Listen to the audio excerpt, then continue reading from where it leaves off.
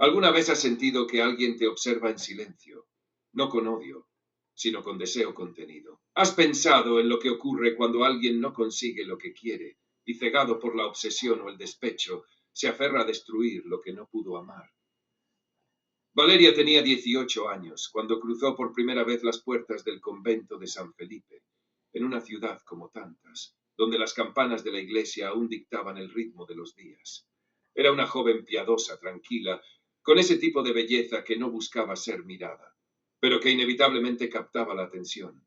Sus ojos reflejaban recogimiento y paz, y cuando comenzó a vestir el hábito, su figura se convirtió casi en una aparición entre la bruma de las misas matutinas. No era la única novicia, pero sí la más recordada. Entre los feligreses que asistían con frecuencia a esa iglesia, había un hombre que siempre tomaba asiento en las bancas del fondo. Mateo, de poco más de 40 años, casado, comerciante, padre de un hijo.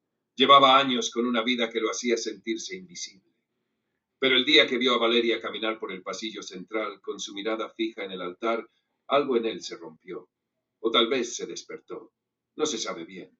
Mateo comenzó a acudir todos los domingos. No por Dios. Iba por ella. La observaba en silencio. Nunca se atrevió a acercarse. Y con el tiempo su obsesión se volvió casi religiosa. Había algo en su pureza que le recordaba todo lo que él había perdido. Su esposa, Clara, lo notó. Notó el cambio.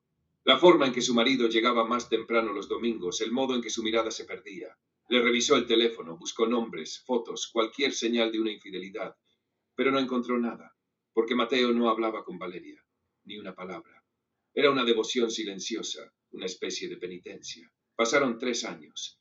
Valeria terminó sus estudios religiosos. Había conocido la vida del convento, había rezado, ayudado, obedecido. Pero algo en su interior comenzó a agrietarse. Una voz persistente le murmuraba que su fe estaba incompleta, que su camino no estaba tras esas puertas clausuradas. Había noches en que no podía dormir. Soñaba con un campo abierto, con el sol golpeándole el rostro, con un niño riéndose, con un hombre tomándole la mano. Soñaba con otra vida. A los 21 años, sin escándalo ni drama, Valeria decidió dejar el hábito. Se fue en silencio, con una carta de agradecimiento y la bendición de la Madre Superiora. Nadie la vio llorar. Nadie supo si tenía miedo. Cuando Mateo se enteró de su salida, porque seguía yendo a la iglesia y preguntó por ella, algo dentro de él explotó de esperanza. Para ese entonces su vida ya era otra. Se había separado. Su esposa lo dejó hacía poco más de 6 meses. La relación se había desgastado, o eso decía él. En realidad, Mateo había dejado de mirarla, de hablarle, de desearla. Todo en su mente giraba en torno a Valeria. Se enteró de que Valeria ahora trabajaba en una pequeña biblioteca parroquial, que vivía sola, que no tenía pareja, y empezó a planear la forma de acercarse, con cuidado, con respeto. Tenía miedo, claro, pero más le pesaba la posibilidad de no intentarlo. Pero Clara, su exesposa, también supo, no por Mateo, sino por las voces del barrio. Una mujer que la conocía le dijo una tarde, con media sonrisa y ojos entrometidos: dicen que Mateo anda detrás de una monjita que colgó los votos, una jovencita. La rabia se acumuló en el pecho de Clara como una piedra caliente. No era celos, exactamente. Era orgullo herido, era dolor, era venganza. La mujer con la que su marido la había reemplazado no era una amante, no era una vecina, era una santa, una niña que se había disfrazado de pureza. Y Clara no perdonaba. La encontró por casualidad una tarde. Valeria salía de la biblioteca con un bolso cruzado, el cabello suelto, más delgada de lo que había sido en el convento. Estaba en medio de la calle, con el sol partiendo el asfalto y los buses pasando como tormentas metálicas.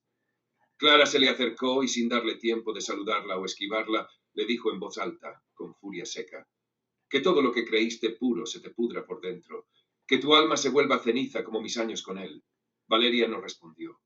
Quedó paralizada. No entendía. Nunca había visto a esa mujer, no sabía quién era. Clara se fue, desapareciendo entre los autos y los gritos de la ciudad. Al día siguiente, Valeria despertó con fiebre. Primero creyó que era un resfriado. El clima había cambiado, pero al tercer día no podía caminar bien. Tenía el cuerpo cubierto de sudor frío y un dolor extraño en los huesos. Fue al médico, le hicieron análisis. Nada salía normal. Todo parecía estar bien, pero ella no lo estaba. El cuarto día aparecieron las ampollas, en los brazos, luego en el cuello. No eran como las de una alergia. Parecían burbujas quemadas, como si su piel estuviera reaccionando a algo invisible.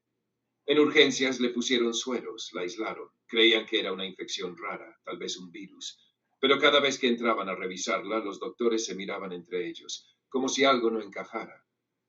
La fiebre aumentó, dejó de comer. En una semana, Valeria había bajado casi 8 kilos. No podía hablar, no podía abrir los ojos sin sentir que el mundo giraba. Y las ampollas comenzaron a abrirse. La piel se le deshacía en zonas. Y aún así los exámenes seguían sin mostrar nada concluyente. Mateo fue al hospital. No entró, la vio desde una rendija. No tuvo valor para saludarla. Solo lloró, porque entendió que había llegado demasiado tarde. Valeria murió el 8.º día. Su corazón se detuvo a las 3:17 de la madrugada, sin un diagnóstico, sin respuestas. Los médicos llenaron formularios con palabras largas y vacías. Posible fallo multiorgánico. Descompensación sistémica inexplicable. El funeral fue pequeño, pocas personas. Una monja mayor dejó una flor blanca sobre el ataúd. Un niño del barrio le rezó un Padre Nuestro. Mateo la miró desde lejos, y Clara no fue. La enfermera que la atendió los últimos 2 días juró que Valeria, en sus últimos suspiros, repetía algo que nadie entendía bien. Era apenas un susurro. No era mi culpa, no era mi culpa. Una frase que se llevó a la tumba.